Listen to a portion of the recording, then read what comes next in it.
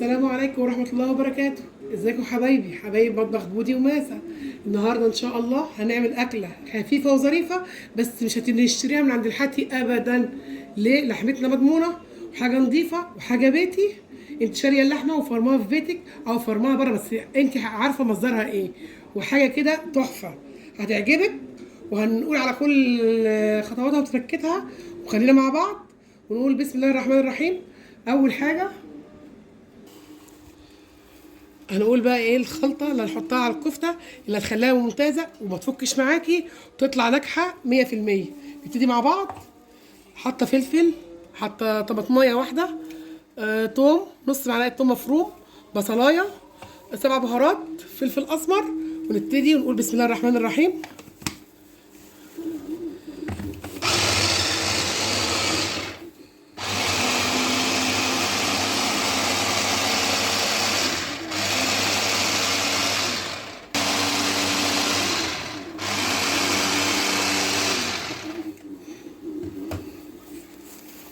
ودي لحمه مفرومه وحاطه فيها نسبه حته دهنه كده علشان تمسك معاكي القوام بتاع اللحمه وما تفكش.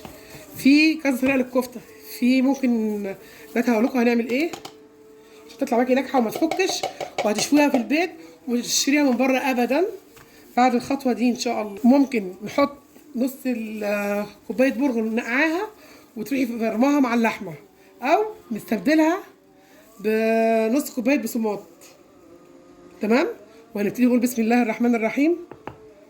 خلاص حطينا كده البصمات بتاعنا،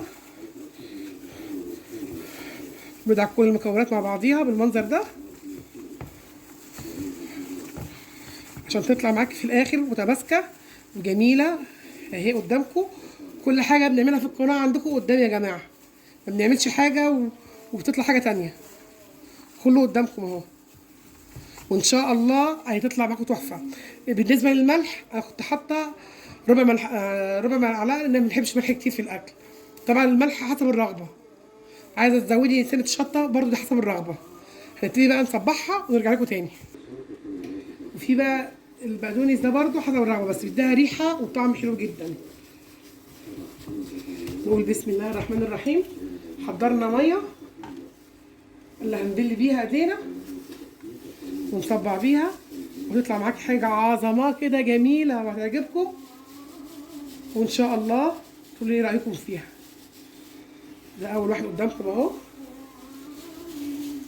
هي بظهر معلقه ما توقفيش على حاجه. انا عندي السياخ الطويله بتاعت الكفته، بس انا بديكي حاجات بسيطه تشتغلي بيها وما تعقديش نفسك، وتشتغلي باقل حاجه عندك وهتطلع الحاجه تحفه وهتعجب ولادك وهتعمليها اقتصاديه. الكيلو بره بمبلغ وقدره، ممكن تجيبي نص كيلو وبتعمليه وبتظبطيه وبيطلع معاكي ما شاء الله.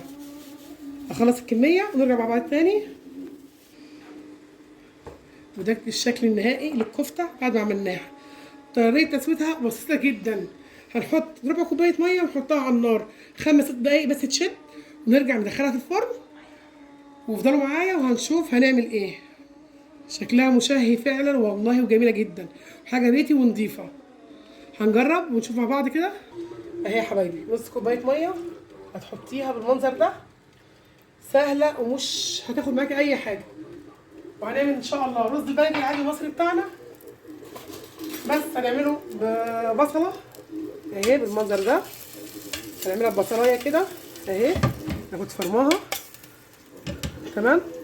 وهنعملها بشويه كركم او زعتر او زعفران، اي حاجه من اللي انت بتحبيها. وحاطين برده معانا بابا بتنجان اهو. انا هنا بابا غنوم معانا المشاوي، طبعا بتحب الحاجات دي وهتشوف الطريقه وهتعجبك جدا برده. مع بعض واحده واحده وخطوه خطوه وهنشوف هنوصل لايه. خلص. حطيناها في صينيه. البصلايه اهي معانا، هنستنى بس على البصلايه تدبل شويه وهننزل بالرز. بصراحه بقى طعمه تحفه. احط لها مكعب شوربه، مكعب شوربه واحط دلوقتي عشان يدوب مع البصلايه. المنظر اللي قدامكم ده عايزه اقول لكم ريحه البصله لما بتتحط على النار مع ريحه الكفته جميله جدا. انا طبعا مشغله الفرن قبلها.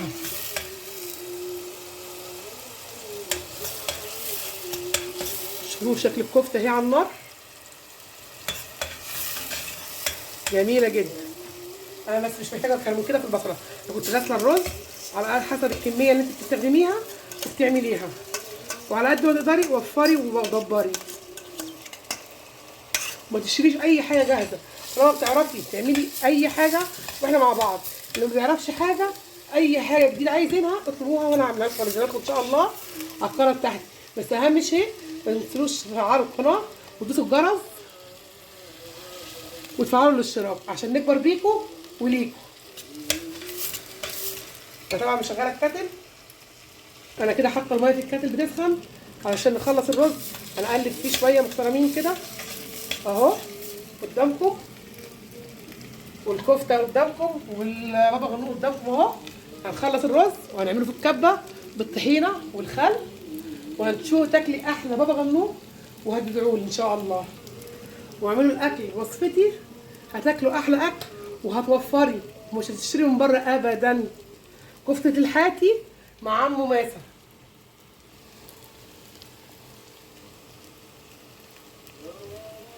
معلقه الكركم اهي اللي احنا قلنا عليها، بتخليه وهم، وجربوه بطريقتي.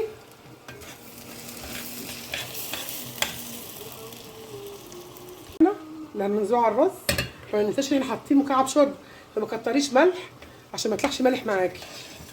لو عندك شوربه شايلاها او مستخدماها في نفس اليوم اعمليها عادي، ما عندكيش يبقى مكعب الشوربه والميه السخنه، وهتبقى حاجه محترمه وحاجه جميله جدا وحاجه بألف هنا وشفا.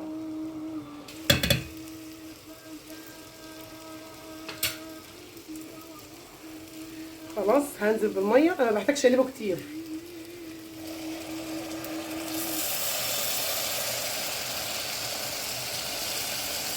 طبعا احنا عارفين الرز اللي هو العادي مش طبعا احنا بنقول احنا بنعلم المبتدئين واللي لسه جداد.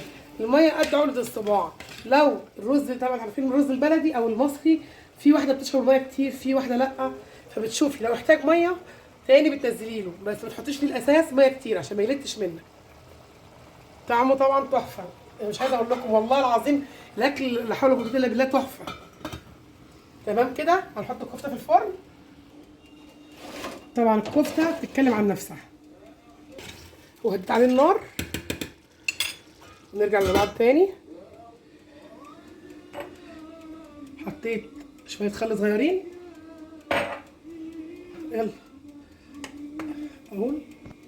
حطيت نص معلقه كمون، نص معلقه كمون صغيره، نص معلقه شطه صغيره، وربع معلقه ملح، ومعلقه خل صغيره، والطحينه والشاورما اللي بتنجان قدامكم. اهو يا حبايبي كل خطوه كل تركه قدامكم.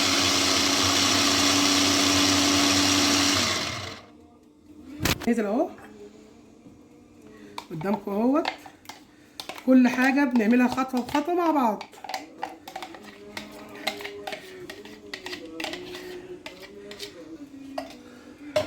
ومعايا بقدونس انا مخرطها رفيع عليه اهوت،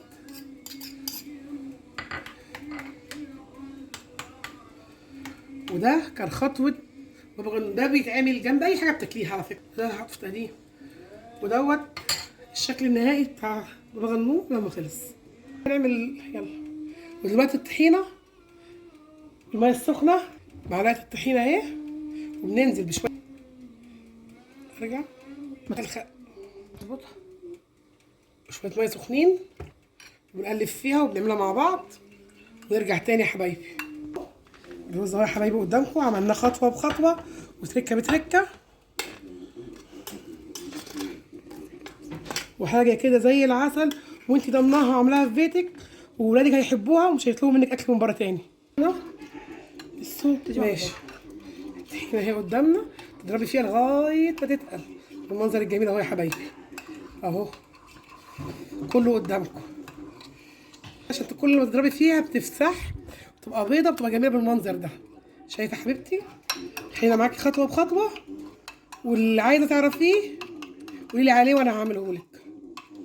دي قدامكم اهو، احنا كل حاجه مع بعض اهو يا حبايبي.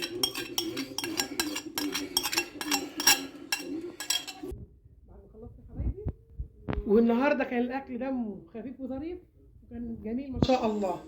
وتغيير كل كل يوم نوعي وغيري. هنزل لكم طريقه فراخ برضه مشاوي حاتي، حاجه تحفه جدا. استنوا فيديوهاتي وتابعوني، وما تنسوش اللايك والشير معانا وفعلوا الجرس علشان القناه تكبر، وكل ما هو جديد هينزل ليكم. وقولوا لنا ايه رايكم في الاكل، واعملوا لنا نفس الوصفات والتكات، وقولوا لنا ايه رايكم. يا حبايبي ان شاء الله تبقى الوصفه عجباكم والنزل عجبكم، واشوفكم على خير في فيديو جديد.